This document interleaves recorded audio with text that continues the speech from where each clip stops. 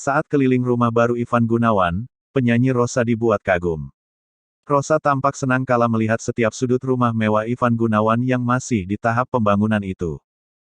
Meski belum selesai dibangun, rumah Ivan Gunawan menurut Rosa sudah terlihat mewah. Dikutip Tribun News Bogor dalam vlog di kanal Rosa Official, Ivan Gunawan mengajak sahabat karibnya itu berkeliling rumah.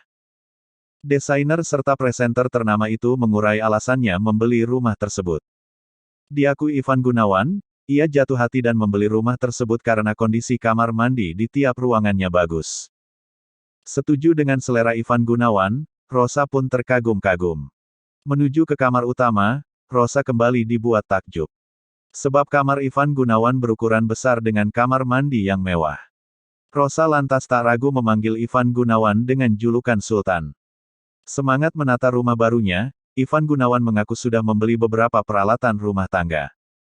Ivan Gunawan rela merogoh kocek fantastis untuk membeli sofa dan tempat tidur. Mengetahui harga sofa dan tempat tidur Ivan Gunawan, Rosa dibuat terkejut.